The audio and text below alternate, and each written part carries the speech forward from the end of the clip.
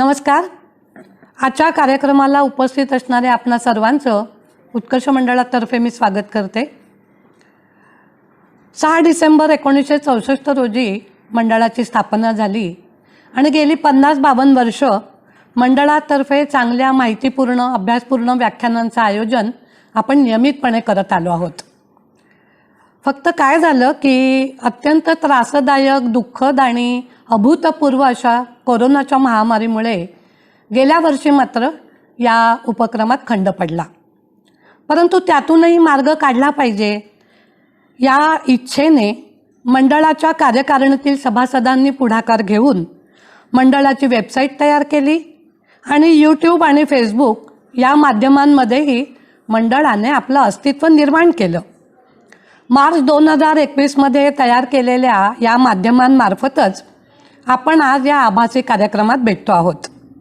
या कठीण काळात KEM, 7 Hills यासारख्या इस्पितळांना PPE किट्स, ग्लव्ज, सॅनिटायझर या मार्फत केलेली मदत असो, या वस्तूंच्या द्वारे केलेली मदत असो किंवा सुरुवातीच्या काळात गरजूंना दिलेली धान्य वाटप असो, या काळातच आपल्या सगळ्यांच्या मदतीला सतत उभे राहणाऱ्या ईस्ट वॉर्डातील कर्मचाऱ्यांसाठी आपण काही दिवस नाश्त्याची सोयही केली होती.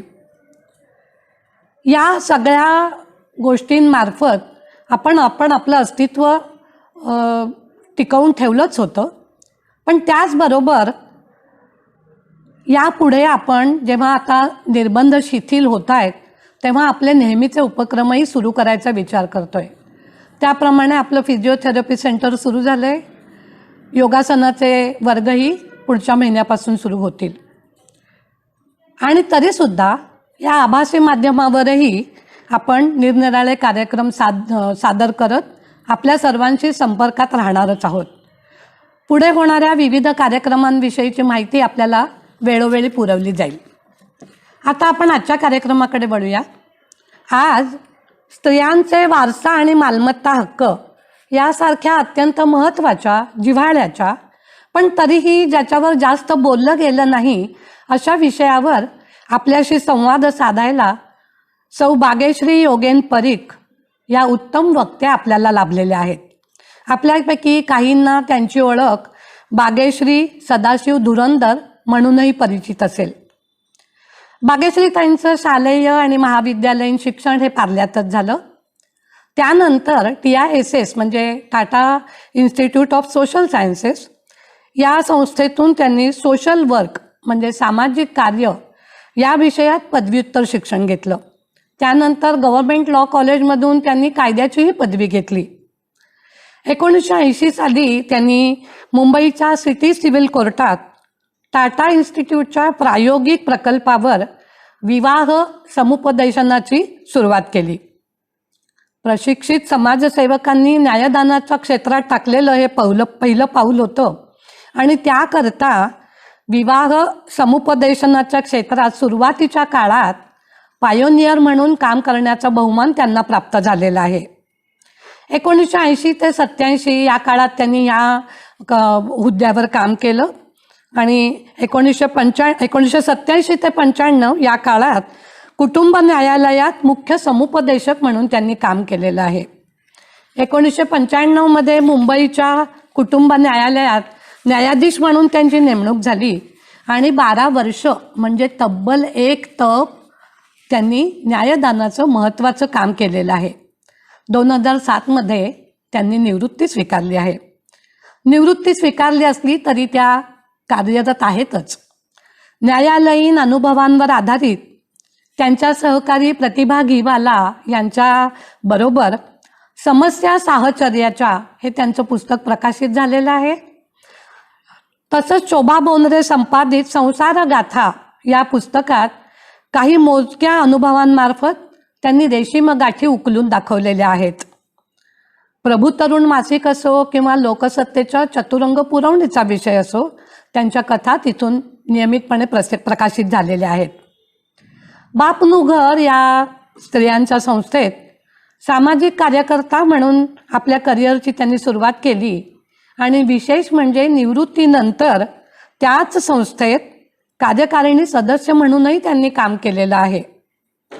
2013 पासून आपल्या पार्ल्यातल्याच लोकमान्य सेवा संघ या संस्थेत सीम जोशी दिलासा केंद्राच्या हेल्पलाईनची समन्वयक म्हणून त्या कार्यरत आहेत आणि ज्येष्ठ नागरिकांना त्यांच्या समस्यांबाबत समुपदेशनाचं काम करीत आहेत.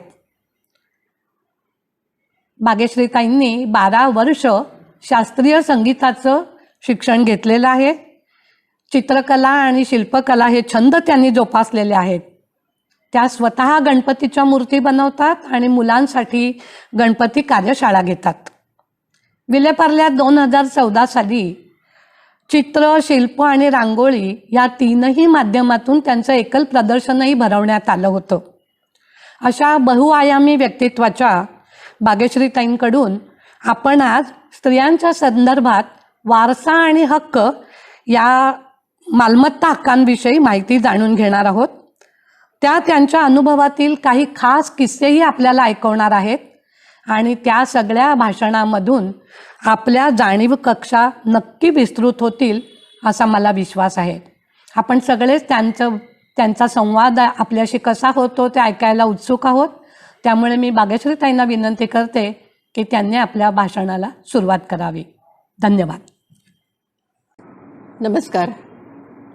सर्वप्रथम तुम्ही आज मला येथे स्त्रियांच्या वारसा हक्काबद्दल बोलावण्यासाठी आमंत्रित केलेत, त्याबद्दल उत्कर्ष मंडळ व खास करून श्री अजय सप्रे आणि लोकेश तारदाळकर यांचे खूप खूप आभार. आजचा आपला विषय स्त्रियांसाठी मालमत्ता आणि वारसा हक्क आणि इतर हक्कसुद्धा. प्रत्येक कायदे हे सर्व नागरिकांसाठी बंधन आहे, पण कायदा असल्याशिवाय सुराज्य असू शकत नाही. कायदा कितीही जाचक आणि किचकट वाटत असला तरीही त्याची गरज आहे.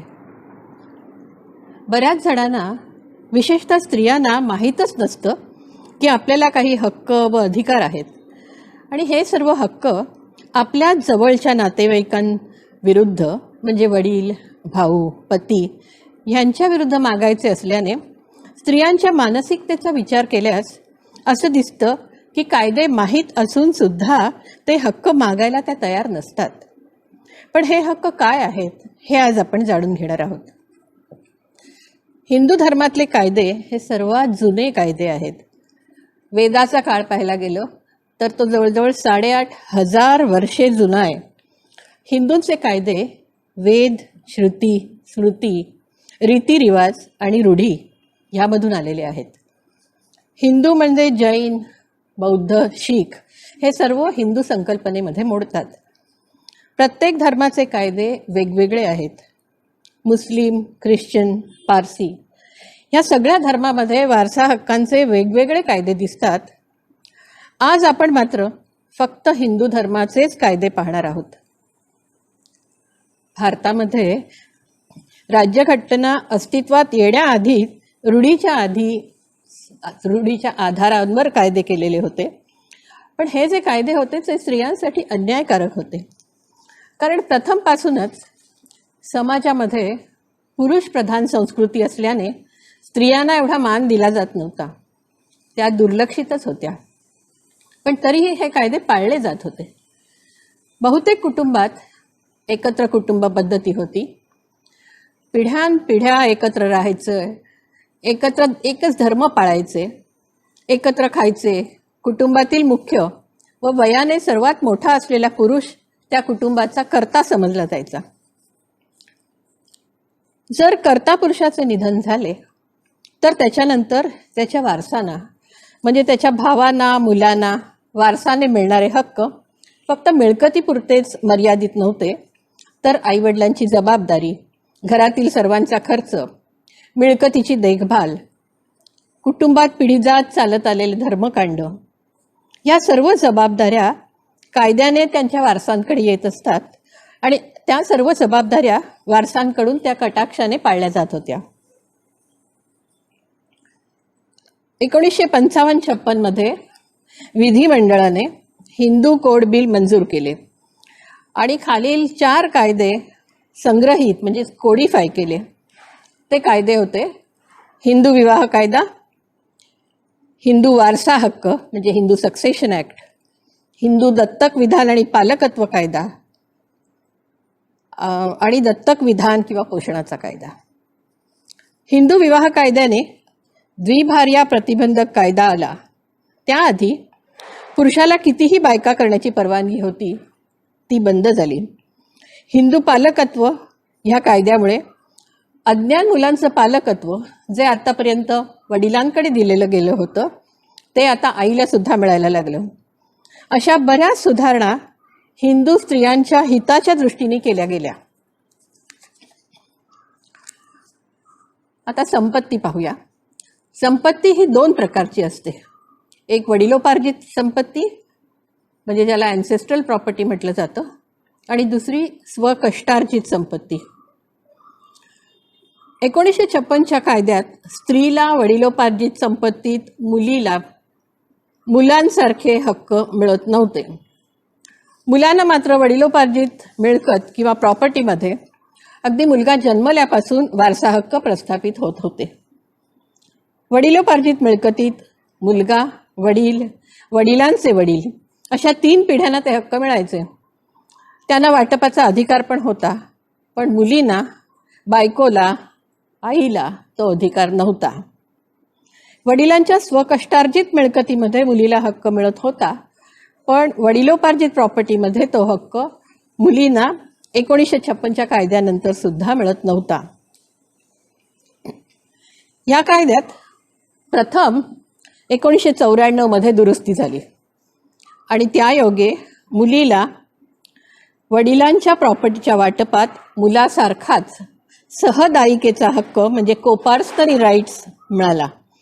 म्हणजेच मुलींना सुद्धा जन्मताच मालकी हक्क, म्हणजे ती ह्या घराची सदस्य आहे ह्या नात्याने तो हक्क तिला मिळाला. परंतु 1994च्या आधी जर वाटप झालेलं असेल तर मात्र तो हक्क तिला मिळत नव्हता. कारण 1994च्या पासूनच हा कायदा अस्तित्वात आला, ज्याला सहदायिकेचा किंवा कोपार्सनरी राईट्स हा कायदा होता. त्यामुळे त्यानंतर मात्र तिला तो मिळायला लागला. पण 2005मध्ये हिंदू वारसा दुरुस्ती कायद्यामध्ये जी सुधारणा झाली त्यानुसार वडिलोपार्जित मालमत्तेत सुद्धा मुलींना हक्क प्रदान झाले. तसेच या दुरुस्ती आधी जरी वडिलांचा मृत्यू झाला असेल तरीही मुलीला मालमत्तेमध्ये वाटा मिळू लागला.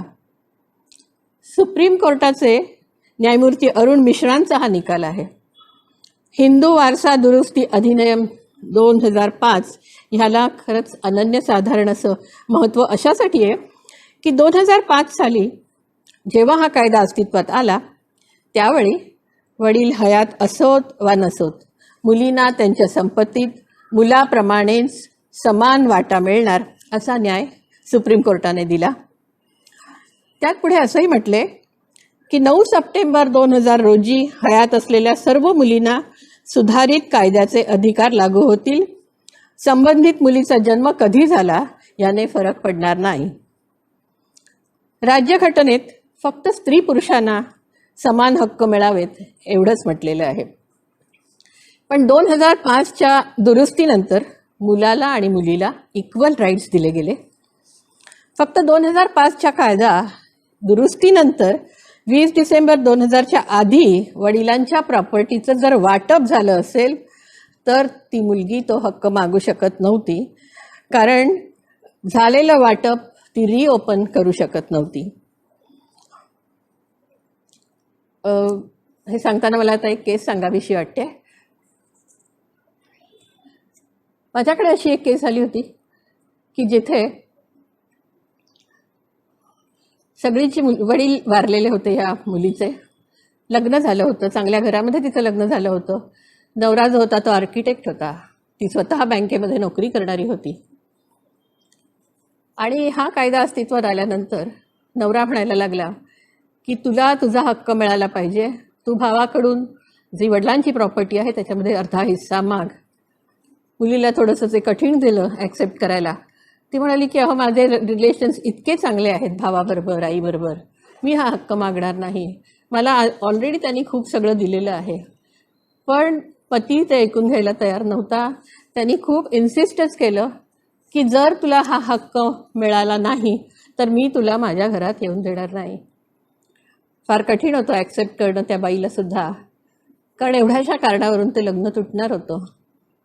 शेवटी जेव्हा भावाला हे कळलं तेव्हा भाऊ म्हणाला, मी तुला द्यायला तयार आहे, पण ही मागणीच गैर आहे. आज हे मागतायत, उद्या आणखीन काही मागू शकतील. कायदा आहे, बरोबर आहे, पण मला तुझ्या नवऱ्याच्या स्वाधीन ही प्रॉपर्टी करायची नाही, असं स्पष्टपणे जेव्हा त्यांनी सांगितलं तेव्हा मुलींनी निर्णय घेतला की मी काहीही झालं तरी मी भावाच्या वडिलांच्या प्रॉपर्टीवर हक्क सांगणार नाही. त्याच्यापेक्षा मी माझ्या भावाशी संबंध चांगले राहील हे पाहीन.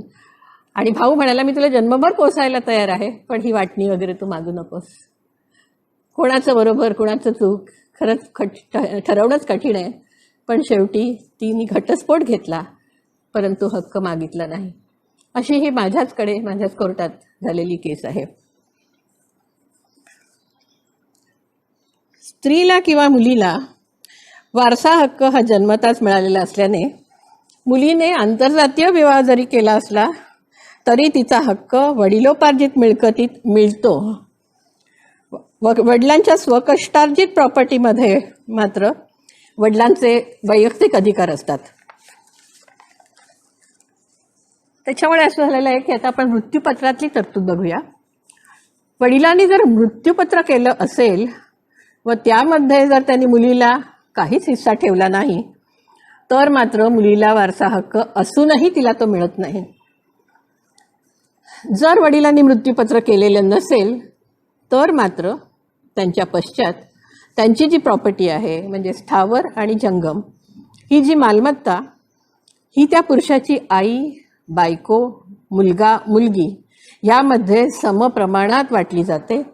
म्हणजेच ती प्रॉपर्टी 4 भागात जर विभागली गेली तर प्रत्येकाला 1/4 भाग मिळतो. समजा पुरुषाने बेकायदेशीरित्या 2 लग्न केली असतील तर त्याच्या दुसऱ्या पत्नीला भाग मिळत नाही, पण दुसऱ्या लग्नापासून झालेल्या मुलांना मात्र औरस मुलांप्रमाणेच समप्रमाणात वडिलांच्या मालमत्तेत भाग मिळतो. पण त्यांना सुद्धा वडिलोपार्जित जी प्रॉपर्टी आहे त्याच्यामध्ये भाग मिळत नाही. अजून एक तरतूद अशी सांगते की हल्ली बरेच स्त्री पुरुष लिव्ह इन रिलेशनशिपमध्ये एकत्र राहताना दिसत असतात. जोपर्यंत खर्चाच्या बाबतीत सामंजस्य असतं तोपर्यंत त्यांचं ठीक चाललेलं असतं, पण जेव्हा त्यांचं पटत नाही, न पटल्याने जेव्हा विभक्त होतात तेव्हा स्त्रीला स्टेटस नसतो, कुठलाही दर्जा नसतो, कायद्याने ती पत्नी होऊ शकत नाही.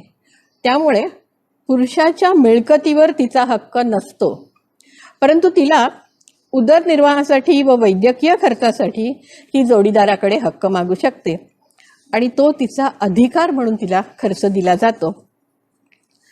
जरी तिचा मिळकतीवर अधिकार नसतो, पण तिचा जोडीदार मृत्यूपत्र करून मात्र त्याच्या मिळकतीतला हिस्सा तिला देऊ शकतो. पण ह्या अशा संबंधांमधून जी अपत्य निर्माण होतात त्या अपत्यांना मात्र वडिलांच्या प्रॉपर्टीमध्ये इतर औरस मुलांसारखाच हक्क मिळत असतो.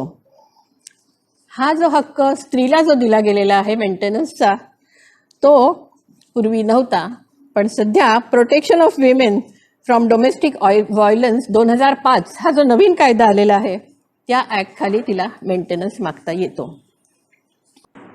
अजूनही आपल्या समाजामध्ये मुला आणि मुलींमध्ये फरक केला जातो आणि वेगवेगळ्या रीतीने त्यांना वाढवलं जातं. मुलाला खूपच महत्त्व दिल्याने व वागणुकीमध्ये झुकतं माप दिल्याने मुलांची अशी धारणा होते की वडिलांची मालमत्ता ही माझीच मालमत्ता आहे, मी त्यातला भाग माझ्या बहिणीला का बरं देऊ. या मानसिकतेमुळे मुलग्यांमध्ये आईकडून व बहिणींकडून हक्क सोडपत्र लिहून घेण्याची प्रवृत्ती वाढीच लागली आहे. एकत्र कुटुंबातील वडील किंवा कर्ता जेव्हा निधन पावतो आणि जेव्हा त्याने मृत्यूपत्र केलेलं नसतं आणि त्याची भरपूर प्रॉपर्टी असल्यास ती पत्नी, मुले, मुली, आई ह्या सर्वांमध्ये वाटली जाणार असते. भाऊ काय करतात की बहिणीकडून हक्क सोडपत्र लिहून घेतात. ह्यामध्ये अगदी मधाळ शब्दात लिहिलेलं असतं की वडिलांनी मला उत्तम शिक्षण दिलेलं आहे, माझं लग्न खूप खर्च करून थाटामाटात करून दिले, माझं सासर खूप श्रीमंत आहे व मी माझ्या सासरी खूप सुखी आहे, मला आता पैशांची गरज नाही, तेव्हा मी माझ्या वडिलांच्या प्रॉपर्टीवरचा माझा हक्क माझ्या भावाच्या हिश्श्यासाठी सोडत आहे. बऱ्याच बहिणींची मानसिकता भावाला दुखवण्याची नसल्याने व नातेसंबंध बिघडू नयेत यासाठी त्या असे हक्क सोडपत्र in favour of their brother लिहून देतात. बरेचदा असे हक्क सोडपत्र हे आईकडून सुद्धा लिहून घेतले जातात. अशा प्रकारे भाऊ काय करतात की नोंदणीकृत हक्क सोडपत्र लिहून घेतात व स्त्रीचे हक्क दरवाजा मागून काढून घेतले जातात. आता हे हक्क सोडपत्र किंवा ज्याला रिलीज डीड असं म्हटलं जातं, हे 100 रुपयाच्या स्टॅम्प पेपरवर ड्राफ्ट केलं जातं आणि section 17 of registration act of 1908 ह्या खाली हे सब रजिस्टर ऑफ ॲश्युरन्सेसमध्ये दाखल करून घेतलं जातं. फक्त ज्या अधिकार क्षेत्रामध्ये ही प्रॉपर्टी आहे म्हणजे ज्युरिस्डिक्शन पाहावं लागतं तिथेच हे हक्क सोडपत्र दाखल करता येतो. ह्यावर 2 साक्षीदारांच्या सह्या सुद्धा घ्याव्या लागतात.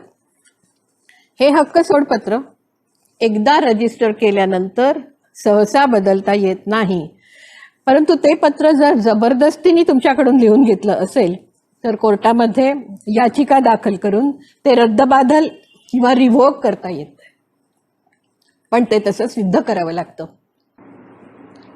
आता आपण समान दायित्व बघूया. वारसा हक्क दुरुस्ती जी 2005 मध्ये केली गेली त्यामध्ये जसा मुलगा व मुलगी ह्यांना वडिलांच्या मालमत्तेवर समान हक्क दिले गेले, त्याचप्रमाणे आईवडिलांना सांभाळण्याचं दायित्व पण मुलाप्रमाणेच मुलीला देण्यात आलं. मुलगी जशी वाटप मागू शकते, हक्क सोडपत्र करून हक्क सोडू शकते, पण आईवडील जर मुलाकडे राहत असतील तरीही विभाजनानंतर सुद्धा उदरनिर्वाहासाठी मुलीकडे दाद मागू शकतात. म्हणजेच क्रिमिनल प्रोसिजर कोड 125 ह्या कायद्याखाली ते लग्न झालेल्या मुलीकडून किंवा अविवाहित मुलींकडून सुद्धा मेंटेनन्स किंवा पोटगी मागू शकतात. जर त्यांना उदरनिर्वाहाचं साधन नसेल तर ते असा हक्क मुलींकडून सुद्धा मागू शकतात. आता स्त्रीधनाविषयी थोडंसं. हिंदू सक्सेशन ॲक्टच्या कलम 14 प्रमाणे स्त्रीच्या कब्जात असलेली सगळी मालमत्ता, लग्नाच्या वेळी तिला सासर माहेरवून दिलेली जी सर्व असते ती, तसेच वारसा हक्काने मिळालेली मालमत्ता, पोटगी म्हणून मिळालेली रक्कम, स्वतःच्या परिश्रमाने मिळालेली, स्वतः कमावलेली अशी सर्व संपत्ती हिंदू स्त्री सोल ओनर म्हणजे एकमेव मालक समजली जाते, मर्यादित मालक म्हणून नाही. तिची मालकी असलेली जी संपत्ती आहे तिचा विनियोग सुद्धा ती स्वतःच्या मर्जीप्रमाणे करू शकते. ती मृत्यूपत्र किंवा बक्षीसपत्र म्हणून सुद्धा ती देऊ शकते कुणालाही.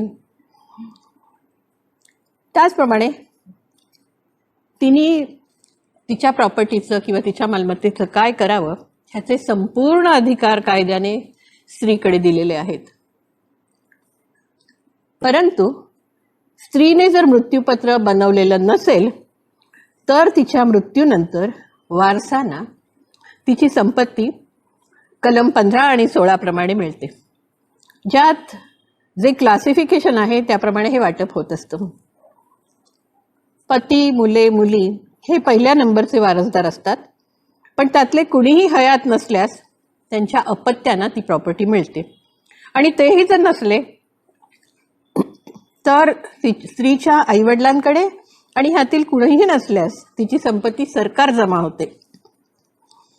पुढे असंही म्हटले की स्त्रीला जर संपत्ती तिच्या वडिलांकडून हक्काने मिळाली असेल तर तिच्या पश्चात मुलांकडे व पतीकडे जाईल, पण ते कुणीही हयात नसल्यास ती वडिलांच्या वारसाकडे जाईल. आणि जर तिला पतीकडून किंवा सासरकडून वारसा हक्काने संपत्ती मिळाली असेल तर ती संपत्ती प्रथम तिची मुले, त्यानंतर नातवंड व पती यांच्याकडे जाईल. पण कुणीही हयात नसल्यास मृत स्त्रीच्या पतीच्या वारसांकडे जाईल. म्हणजे ज्या स्त्रोताकडून स्त्रीला ती प्रॉपर्टी मिळालेली, वारसाने मिळालेली आहे, ती त्या स्त्रोताकडे परत जाईल. आणखीन एक महत्त्वाचं सांगते की पती जिवंत असताना पत्नीचा त्याच्या प्रॉपर्टीवर अजिबात हक्क नसतो. समजा जर पती पत्नीचं भांडण विकोपाला गेलं असलं व घटस्फोटाचं प्रकरण कोर्टात प्रलंबित असलं, तर पत्नी तिच्यासाठी व तिच्या ताब्यात असलेल्या मुलांच्या उदरनिर्वाहासाठी म्हणजे भरणपोषण किंवा गरज असल्यास निवासाची व्यवस्था सुद्धा पतीकडून मागू शकते. यासाठी तिला अर्थातच न्यायालयात याचिका करावी लागते. व ही जी पोटगी आहे ती तिला दर महिन्याला मिळते किंवा जर म्युच्युअल कन्सेंटनी एकमेकांच्या संमतीने घटस्फोट घेतला तर एखादी रक्कम म्हणजे एक रकमी किंवा लमसम ॲलिमनी सुद्धा तिला मिळू शकते. आता इथे एक केस सांगावीशी वाटते. माझ्याचकडे ही केस होती. एका स्त्रीने डायव्होर्सचा पिटिशन फाईल केला होता. ती नर्स होती, हॉस्पिटलमध्ये नोकरी करणारी होती. आणि ती म्हणाली की मला माझ्या सासरच्यानी खूप छळलेलं आहे, मला घरातून सुद्धा बाहेर काढलेलं आहे, तेव्हा मला फक्त घटस्फोट मागते, मला काही मेंटेनन्स वगैरे मी मागत नाही आहे. जेव्हा नवऱ्याला नोटीस गेली तेव्हा नवरा कोर्टात हजर झाला. त्याच्या म्हणण्याप्रमाणे तो म्हणाला की मी हिला डायव्होर्स द्यायला, घटस्फोट द्यायला तयार आहे, पण एका अटीवर, तिने मला पोटगी किंवा मेंटेनन्स दिला गेला पाहिजे. तो यायचा ना तेव्हाच थोडंसं मला वाटलं की इथे काहीतरी वेगळं वाटतंय मला, कारण तो असा लंगडत कोर्टात यायचा. मी त्याला विचारलं सुद्धा की अरे तू तर कमावतोयस ना, तू बायकोकडून का मेंटेनन्स मागतोयस? तेव्हा तो प्रथम तो असं म्हणाला की तुम्ही तिलाच विचारा. ती काही बोलायला तयार नव्हती. शेवटी नवऱ्यानेच त्याची कहाणी काय होती ती मला सांगितली. तो म्हणाला की आमचं लव्ह मॅरेज होतं, इंटर रिलिजियस, ती ख्रिश्चन मुलगी होती, पण आमचं दोघांचं एकमेकांवर खूप प्रेम होतं आणि आम्ही लग्न केलं. आणि अर्थातच आमची स्थिती एवढं काही वेगळं घर घेण्याची नव्हती, त्यामुळे माझ्या वडिलांच्या सासरच्याच घरामध्ये आम्ही दोघं येऊन राहिलो. पण माझ्या आईवडिलांनी, खास करून माझ्या आईनी आणि बहिणींनी हिला खूप त्रास दिला आणि ती बिचारी सगळं सहन करत राहिली. म्हणजे अगदी घरचं सगळं काम तिच्याकडून करून घेणं, तिची खाण्यापिण्याची आबाळ करणं, तिला हवं नको ते बोलणं, ह्यामुळे तो सुद्धा खूप त्रस्त झाला होता. समजावून सांगण्यासारखं सुद्धा नव्हतं, कारण कुणी ऐकायला तयार नव्हतं. कशी बशी तिने 2 वर्ष दोघांनी अशी रेटली. आणि मग शेवटी दोघांनी असा विचार केला की अशा जीवनाला आपल्याला काय अर्थ आहे, आपण आपलं जीवन संपवूया, असं दोघांनी ठरवलं. आणि एक दिवस घर असं छोटंसं 2 मजली घर होतं, घराच्या गच्चीवर जायचं आणि उडी मारायची. दोघांनी एकदम असं ठरवलं होतं. नवरा म्हणाला की मी गेलो, मी उडी मारली आणि माझी बायको मागच्या मागे निघून गेली. ह्याचा मात्र मला खूप धक्का बसला. माझा काही जीव गेला नाही, मी काही मेलो नाही, पण मला मल्टिपल फ्रॅक्चर्स झाली. त्यानंतर अर्थातच ही मुलगी कुठेही दिसेना, कुठेही आली नाही मला बघायला सुद्धा. माझ्या आईवडिलांनीच सगळं माझं केलं. माझे भाऊ मला हॉस्पिटलमध्ये घेऊन गेले. आता तुम्ही मला सांगा की ह्या फ्रॅक्चर झाल्यामुळे मला अपंगत्व आलं आहे आणि आता मला काही नोकरी वगैरे सुद्धा मिळू शकत नाही आहे. तेव्हा तुम्हाला असं वाटत नाही का की माझ्या बायकोनी, अजूनपर्यंत आमचा घटस्फोट झालेला नाही आहे, तोपर्यंत तरी तिने मला पोटगी द्यावी? विचार करण्यासारखं होतं. कारण हिंदू मॅरेज ॲक्टमध्ये तशी तरतूद आहे की जो कुणी कमावणारा असेल, आयदर नवरा किंवा बायको, आणि जर त्याच्याकडे उदरनिर्वाहाचं साधन नसेल तर ती बायकोची जबाबदारी ठरते.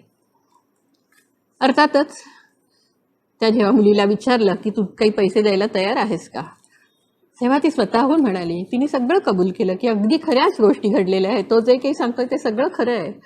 ती म्हणाली, पण माझा धीर झाला नाही उडी मारायला. खूप माझं अजूनही त्यांच्यावर प्रेम आहे, पण राहता येणं नंतर शक्यच नव्हतं. कारण असा प्रसंग घडल्यानंतर मला माझे सासू सासरे किंवा कुणीही घरामध्ये घेणं शक्य नव्हतं, म्हणून मी गेले नाही.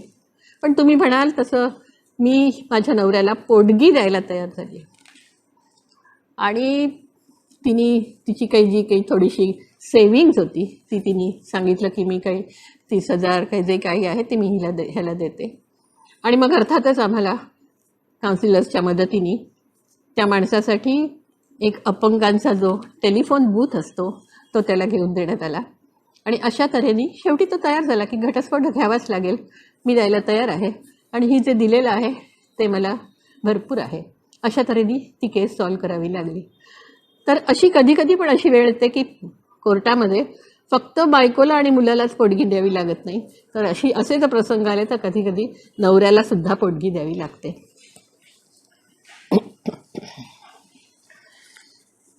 बऱ्याच जणांची अशी धारणा असते की पतीच्या प्रॉपर्टीवर 50% हिस्सा मागण्याचा हक्क असतो.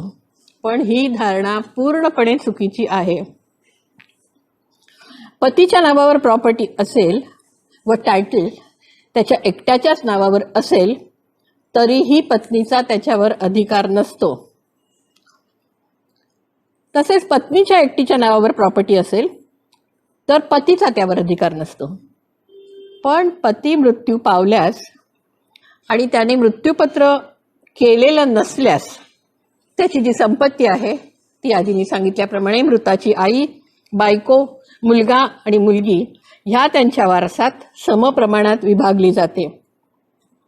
आताच आंध्र प्रदेश हायकोर्टाचा निर्णय आपण वाचला असेल पेपरमध्ये की त्याच्या बायकोनी, ज्या विडोनी जर समजा रिमॅरेज केलं तर तिला पतीच्या मालमत्तेवर हक्क सांगता येत नाही. हा कायदा आहे. कधी कधी असंही होतं की पतीने स्थावर प्रॉपर्टी बायकोच्या नावावर घेतलेली आहे आणि त्याच्यात भांडणं झाल्यास नवऱ्याला ती प्रॉपर्टीमध्ये त्याचा भाग हवा आहे. तेव्हा त्या स्त्रीला कोर्टात सिद्ध करावं लागतं की ही प्रॉपर्टी घेण्यासाठी तिने पैसे कुठून आणले. तिच्या नावावर आहे हे खरं आहे, पण हे घेण्यासाठी पैसे कुठून आणले, भावाकडून किंवा वडिलांकडून की स्वतः कमावून आणलेल्या पैशांमधून तिने हे पैसे नवऱ्याला दिले म्हणून नवऱ्याने ही प्रॉपर्टी तिच्या नावावर घेतली आहे, हे सगळं कोर्टामध्ये सिद्ध करावं लागतं. आता पुन्हा एक केस सांगते. माझ्याकडे एक वृद्ध गृहस्थ आले होते. ते म्हणाले की मला एक मुलगा आणि एक मुलगी आहे. आम्ही 4 जण, आई, बायको, ते आणि 4 जण राहत होतो घरामध्ये. मुलाचं लग्न झालं, मुलाची बायको आली.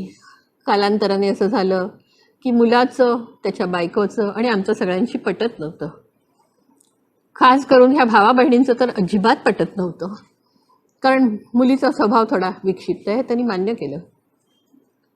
तर करायचं काय म्हणून त्यांनी काय केलं की जे राहतं घर होतं ते मुलाच्या नावावर करून दिलं आणि मुलाला सांगितलं तू तिथे राहा, तू तिथे संसार कर. आणि आता दुसरं घर घेणं प्राप्त होतं म्हणून त्यांनी काय केलं की एक छोटंसं घर स्वतःसाठी आणि बायकोसाठी आणि त्या मुलीसाठी राहण्यासाठी म्हणून मुलीच्या नावावर घेतलं की सारखी वाटणी झाली पाहिजे म्हणून. ही मुलगी ना एक प्रोफेसर होती एका कॉलेजमध्ये. आश्चर्य वाटेल सांगायला, पण ती इतकी विचित्र वागणूक होती तिची. आईवडिलांना वाटेल तसं बोलणं, आईवडिलांना मान देणं नाही, आदर देणं नाही, हे तर होतंच. पण त्याच्या बरोबरीने त्यांनी सांगितलेली एक आणखीन गोष्ट सांगते. ती म्हणजे ती काय करायची, रोज कॉलेजमधून आल्यानंतर कम्प्युटर उघडून बसायची आणि ऑनलाईन काय काय आहे ते सगळं बघायची आणि एकसारखं ऑनलाईन काही ना काहीतरी वस्तू मागवत राहायची. वडिलांनी खूप समजवायचा प्रयत्न केला की अगं हे असं करू नकोस, काय ह्याचा उपयोग आहे का, तर ती काही ऐकायची नाही. ते असं मला म्हणाले की तुम्ही आमच्या घरी येऊन बघा, आमच्या घरात 2000 पर्सीस आहेत, घरात चालायला जागा नाही, अशी परिस्थिती झालेली आहे. मी म्हटलं की फेकून द्या, कशाला एवढं तुम्ही तिचं सुद्धा ऐकता? म्हणाले, हो काय सांगता तुम्ही, मी जर तिची एक वस्तू फेकली तर ती आमची भांडी सुद्धा फेकून देते घराच्या बाहेर. खूप काही करता येण्यासारखं नव्हतं. मी सांगितलं तुमच्या मुलीला माझ्याकडे घेऊन या, आपण बघूया काही काउन्सिलिंगनी होतंय का, नाही तर कदाचित. कळण्यात आलं मला की हे ऑब्सेसिव्ह कंपल्सिव्ह डिसऑर्डरची केस आहे. मी म्हटलं आपण सायकियाट्रिस्टची मदत घेऊया, काहीतरी सुधारणा होईल तिच्यामध्ये. पण ही मुलगी कधीही आली नाही. उलट तिने काय केलं की वडिलांच्या विरुद्ध कोर्टात केस केली. पहिली एविक्शनची नोटीस दिली की आईवडिलांनी घराच्या बाहेर जावं, आणि नंतर सरळ केस केली की घर माझ्या नावावर आहे, आईवडिलांनी घर रिकामं करावं. अर्थातच तिला कोर्टापुढे सांगावं लागलं की हे पैसे तिने कुठून आणले. ही केस मी अशासाठी सांगते की कायद्यामध्ये काय तरतूद आहे ते मला कळावं.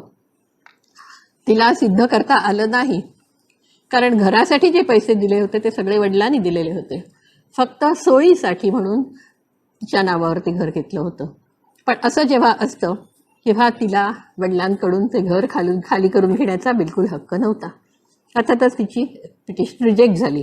समजा जर प्रॉपर्टी दोघांनी मिळून घेतली आहे, म्हणजे जॉईंट ओनरशिपनी ब्लॉक घेतला आहे, असं बऱ्याच ठिकाणी आपल्याला दिसतं की बरेच जण अशा तऱ्हेने घेतात. पती आणि पत्नी दोघांच्याही नावावर ब्लॉक घेतला जातो. टायटल हे दोघांच्या नावावर असतं, जॉईंट टायटल असतं. अशा प्रॉपर्टीवर जर विभाजन करायची वेळ आली तर ज्याने जेवढे पैसे ही प्रॉपर्टी घेण्यासाठी दिलेले आहेत तेवढा त्याचा शेअर त्याला मिळतो. यासाठी पण बऱ्याच इंटरेस्टिंग केसेस कोर्टामध्ये येत असतात. आता जी मी केस सांगणार आहे ती जॉईंट प्रॉपर्टीच्या विभागणी संबंधीची केस आहे. ही केस माझ्याकडे आली होती. पतीनी घटस्फोटाची केस केली होती. पटत नाही एकमेकांचं, अतिशय क्रुएल्टी केली जाते अशा तऱ्हेचं त्याचं म्हणणं होतं. जेव्हा त्याला मी विचारलं की काय कारणं आहेत, तेव्हा त्यांनी जी केस सांगितली ती अशी होती. त्यांचं अरेंज मॅरेज होतं. आधी एकत्र कुटुंबात ते राहत होते दोघं जण, पण घर लहान पडत होतं म्हणून त्यांनी असं ठरवलं. दोघंही नोकरी करणारे होते, चांगली आवक होती. बायको जी होती ती LICमध्ये कामाला होती आणि नवरा होता तो बँकेत नोकरी करत होता. त्यांनी असं ठरवलं की थोडे थोडे पैसे काढूया आणि आपण एक जॉईंटली घर घेऊया आणि संसार सुरू करूया. त्याप्रमाणे त्यांनी केलं सुद्धा. बोरिवलीसारख्या ठिकाणी त्यांनी एक साधी 1 रूम किचनची खोली घेतली, जागा घेतली आणि राहायला लागले.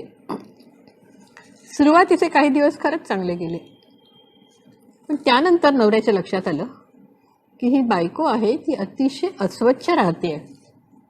कितीही सांगितलं तरी मला आता कंटाळा आलाय, मी नाही काय करणार असं म्हणून ती दुर्लक्ष करायची. अप टू द एक्सटेंट की त्यांच्याकडे असं डायनिंग टेबल वगैरे नव्हतं, खाली बसून जेवायचे, तर ही रात्री खरकटंसुद्धा साफ करायची नाही. असे बरेच दिवस हा मध्ये मध्ये करायचा. त्याला ते सहन होत नसे. एक दिवस काय झालं की दोघांचं खूप भांडण झालं आणि त्यांनी तिला एक चपराक लावून दिली. तिला अतिशय राग आला. वर्किंग वुमन, स्वतःच्या पायावर उभी राहिलेली बाई, नवरा माझ्या हातावर हात उचलूच कसा शकतो, ह्याचा अतिशय राग आला तिला. नवरा म्हणाला, मी काय करू, तू मला प्रवोक करतेस असं वागण्यासाठी.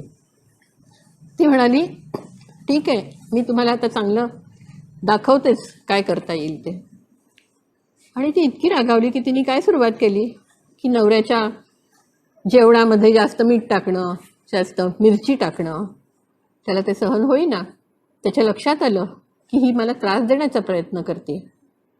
शेवटी तो एक दिवस म्हणाला, तू हा मला जाणून बुजून त्रास देतेस, मी तुझ्या हातचं जेवणार असते. ती म्हणाली, नका जेवू. तो बाहेरून जेवून यायचा, फक्त झोपण्यापुरता घरी यायचा. आणि मग त्याच्या लक्षात आलं की हे जाणून बुजून जर केले तर मी का म्हणून तिला त्रास नको देऊ. मग त्यांनी काय सुरुवात केली, नोकरी करणारी होती ती, घाईघाईनी स्वयंपाक करायचा असतो. तिची शिट्टीच लपवून ठेवायची कुकरची, कधी कधी लाटणंच लपवून ठेवायचं. गॅसवाला आला तर म्हणे सांगायचं की आम्हाला गॅस नको आहे म्हणून त्याला परत पाठवून द्यायचं. ती पाणी भरून ठेवायची की हा पाणी सगळं बालद्या उलटून टाकायचा. अशा तऱ्हेचा त्यांनी सुद्धा त्रास सुरू केला. शेवटी त्यांनी ठरवलं की हे काय आपलं पटणं शक्य नाही, आपण घटस्फोटाची केस करूया. माझ्याकडे जेव्हा यायचे तेव्हा मी काउन्सिलिंग दोघांनाही करायची की अरे दोघांनी स्वतः मिळून एवढी प्रॉपर्टी घेतली आहे, अर्धे अर्धे पैसे घेऊन देऊन तुम्ही एवढं घर उभं केलेलं आहे, तर काहीतरी करून सुधारण्याचा प्रयत्न करा, असा एकमेकांना त्रास देऊ नका. एक दिवस कोर्टात असताना नवरा आला, त्याची शर्ट दाखवायला तो घेऊन आला. तर काय झालं हो, तर म्हणे बघा हो, माझ्या बायकोनी उदबत्तीने माझ्या सगळ्या शर्टांना भोकं पाडून ठेवली आहेत, मला बँकेत जाण्यासाठी घालण्यासाठी एकही शर्ट ठेवलेलं नाही आहे. खूप रागावला होता तो. मी म्हटलं तरीही मी तिला बोलवेन, समजवायचा प्रयत्न करेन, तुम्ही समजवू नका तिला. आता मी बघतो काय करायचं ते. म्हटलं कायदा हातात घेऊ नका, मारू नका. तुम्ही जर कायदा हातात घेतला तर त्याचे परिणाम वाईट होतील, तुमच्यावर केस केली जाईल. तो म्हणाला नाही मी कायदा हातात घेणार. आणि 8 दिवसामध्ये ती बायको पुन्हा रडत रडत माझ्याकडे आली आणि मला म्हणाली बघा हो, माझ्या सगळ्या साड्यांमध्ये ह्यानी खाचकोयली घालून ठेवली आहे आणि ती घातल्यामुळे मला एकही साडी नेसता येत नाही, इतका त्रास होतोय, पूर्ण शरीराला एकसारखी खाज येत राहते. आता काय करणार, कुठे ह्याची कंप्लेंट तरी कुठे करणार, पोलिसांमध्ये तरी काय सांगणार. शेवटी माझ्या लक्षात आलं की कितीही त्यांना काउन्सिलिंग केलं तरी ह्यांचं मॅरेज वाचवण्याच्या पलीकडे गेलेलं आहे. म्हणून मग दोघांनाही बोलावलं, दोघांच्याही वकिलांनाही बोलावलं आणि त्यांना सांगितलं की दोघांनीही किती पैसे दिलेले आहेत घर देण्यासाठी ते ठरवा आणि ह्याचा हिशोब करा, व्यवस्थित वाटणी करा आणि मोकळे व्हा ह्याच्यातून. ज्याला घरात राहायचं आहे त्यांनी घरात राहावं, मग तिचा जो शेअर असेल तो तिला परत द्यावा. आणि त्याप्रमाणे त्यांना असं करून नंतर संमतीने घटस्फोट घ्यावा लागला. तर अशा केसेस येतात की जेव्हा एकत्र राहायचं असतं आणि एकत्र राहण्यासाठी, एकत्र प्रॉपर्टी घेण्यासाठी पती पत्नीनी दोघांनीही पैसे दिलेले असतात, तेव्हा विभक्त होताना याकडे पाहिलं जातं की त्या दोघांचे जे शेअर आहेत ते व्यवस्थितपणे त्यांनी जेवढे पैसे दिलेले आहेत तेवढे त्यांना परत दिले जातात.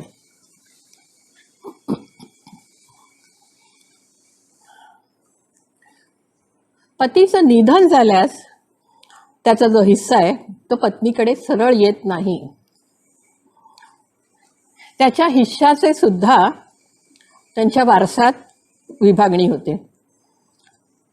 पती व पत्नीची जर जॉईंट प्रॉपर्टी असेल ना तर पत्नीकडे 50% आणि पतीकडे 50% हिस्सा असेल, पण त्याचे सुद्धा पतीचा जो हिस्सा असेल त्याचे पुन्हा 3 भाग होतील. म्हणजे मुलगा, मुलगी व पत्नी म्हणजे प्रत्येकाला 1/3 भाग मिळतो. इच्छापत्र करताना हा सगळ्याचा विचार केला गेला पाहिजे. आता हे सर्व कायदे कागदावरच राहतात. ग्रामीण भागातल्या स्त्रियांपर्यंत हे पोचावेत म्हणून विधी सेवा प्राधिकरणाने स्त्रियांना सक्षम बनवण्यासाठी अनेक योजना खेड्यापाड्यांमध्ये उपलब्ध करून देते. स्त्रियांना कायद्याची माहिती तर त्यात दिलीच जाते आणि त्यांना आर्थिक मदतसुद्धा देऊन वकील देण्याचं कामसुद्धा ही फ्री लीगल एड जी आहे अशा सर्व्हिसेस देत असतात. कायदे जरी अस्तित्वात असले तरी समाजाचा दृष्टिकोन बदलण्याची आता जास्त गरज आहे. अजूनही आपल्या समाजात मुलगा मुलगी भेद केला जातो. मुलाचे सर्व हट्ट पुरवले जातात आणि मुलीला मात्र ओरडाच मिळतो. स्त्रियांना हा दृष्टिकोन बदलण्याची आता गरज आहे. जे लाड जी सूट मुलाला शैक्षणिक किंवा खेळायला जाण्याविषयी मिळते ती मुलीला सुद्धा दिली गेली पाहिजे. मुलाच्या मनावर हे बिंबवलं गेलं पाहिजे की माझ्या बहिणीला पण माझ्यासारखेच समान हक्क मिळालेच पाहिजेत. समाजाची व विशेष करून स्त्रियांची मानसिकता बदलली तरच कायद्यांची जी अंमलबजावणी आहे ती होऊ शकेल. नुसते कायदे करून उपयोग नाही, तर समाजाच्या सर्व थरांपर्यंत हे पोचवले गेले पाहिजेत. आता आपल्यापुढे जे 2 प्रश्न आले त्याची उत्तर मी देते. पहिला प्रश्न आहे, हिंदू पुरुषांनी धर्म बदलल्यास त्याला वारसा हक्कात म्हणजे हक्क राईट मिळतो किंवा नाही. ह्याचं उत्तर असं आहे,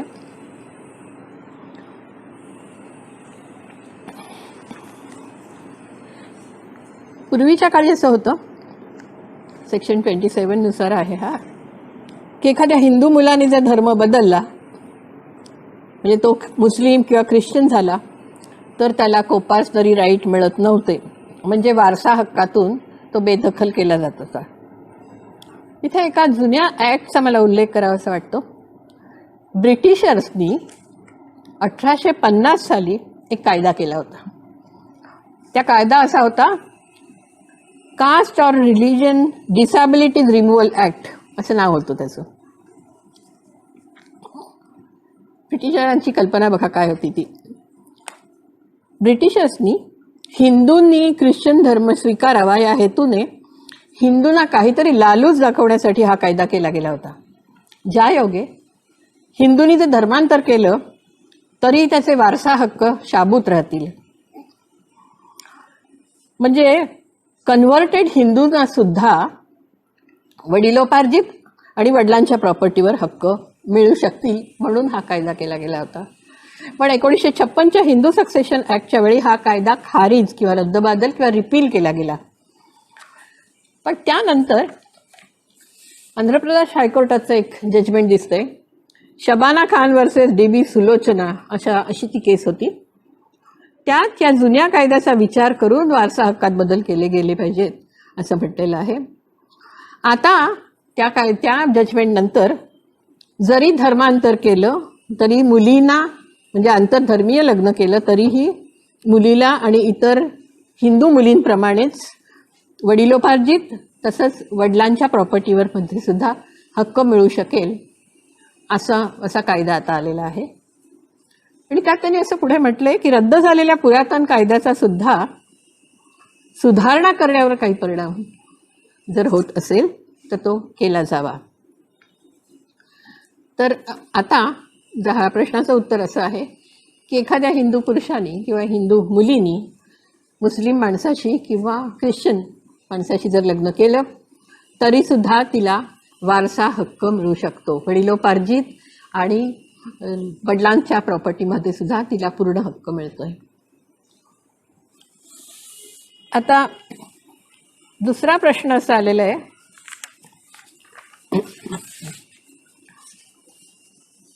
की एखादा कर्ता जॉईंट प्रॉपर्टी किंवा हिंदू अनडिवायडेड प्रॉपर्टीमध्ये इतर सदस्यांच्या परवानगीशिवाय ती प्रॉपर्टी विकू शकतो का?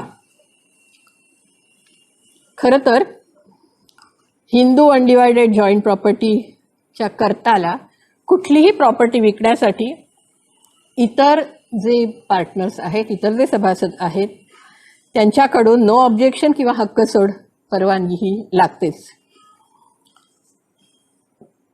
पण असं आहे, काही वेळा कधी कधी असं होतं की अगदी आणीबाणीच्या प्रसंगात कर्ता ही प्रॉपर्टी कायद्याने विकू शकतो. म्हणजे अगदी आपत्काली किंवा इमर्जन्सी जर असेल तरच तो ही प्रॉपर्टी विकू शकतो. ह्याला असं म्हटलेलं आहे की लिगल नेसेसिटी कोर्टाला पटवून द्यावी लागते. लिगल नेसेसिटी म्हणजे काय? Legal necessity means any necessity which can be justified or sustained by law. अशा पण केसेस आमच्याकडे पाहिलेल्या आहेत. आणि असं कारण काय देतात त्याच्यासाठी? आपत्काले, धर्मार्थे आणि कुटुंबार्थे अशी 3 ह्याच्यातली जर कारणं असतील तरच कोर्ट ही लिगल नेसेसिटी अलाव करते. एक केस माझ्या वाचनात आली होती की ह्या माणसाला पहिली बायको होती, मुलगा होता. त्यांनी घटस्फोट घेतला बायकोच्याकडून, दुसरं लग्न केलं. दुसऱ्या लग्नापासून त्याला 3 मुली होत्या आणि एक मुलगा सुद्धा होता. पण त्यांची जी प्रॉपर्टी होती ती त्यांची शेती होती, गावाकडे शेती होती आणि ती ॲन्सेस्ट्रल प्रॉपर्टी होती, त्याच्यामुळे मुलाला सुद्धा राईट मिळणार होता. मुलगा एकदा गावी गेला असताना त्याच्या लक्षात आलं की 7-12 उतारावर त्याचं नावच नाही आहे, वडिलांचं सुद्धा नाव नाही आहे आणि भलत्याच माणसाचं नाव आहे. तेव्हा त्यांनी वडिलांना प्रश्न केला की हे असं काय केलं झालंय? तो म्हणाला की हो मी विकली आहे.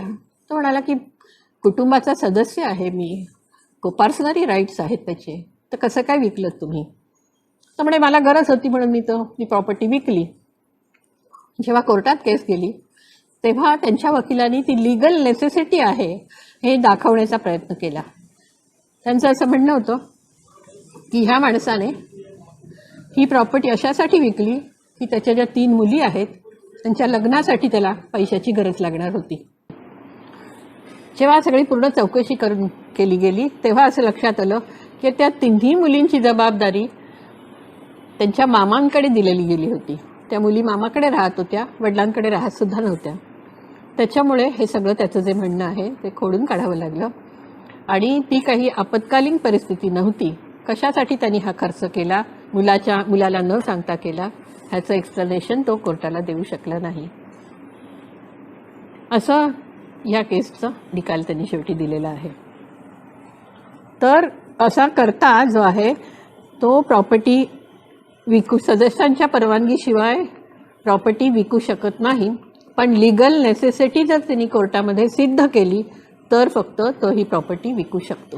नमस्कार. नमस्कार. उत्कर्ष मंडळातर्फे सर्व श्रोतृवर्गांचे आभार, कारण वेळात वेळ काढून त्या सर्वांनी या कार्यक्रम जरी क्लिष्ट असला तरी ते ऐकण्याकरता ऑनलाईन आलेले आहेत. श्रीमती भाग्यश्री परेख, रिटायर्ड जज, यांचे सुद्धा अतिशय मनपूर्वक आभार, कारण त्यांच्या व्यस्त कामाच्या वेळात वेळ काढून यांनी या कार्यक्रमासाठी खूप तयारी केली. कारण त्यांनी वेगवेगळ्या केसेस आपल्याला उलगडून दाखवल्या. त्याच्यामुळे स्त्रियांना समजण्याकरता ते जास्त सोपे व संयुक्तिक झाले. तसेच उत्कर्ष मंडळातर्फे आम्हाला श्री लोकेश तरदाळकर यांनी तांत्रिक बाजू सांभाळण्याकरता खूप मदत केली. त्यामुळे उत्कर्ष मंडळातर्फे श्री लोकेश तरदाळकर यांचे पण अतिशय आभार. धन्यवाद.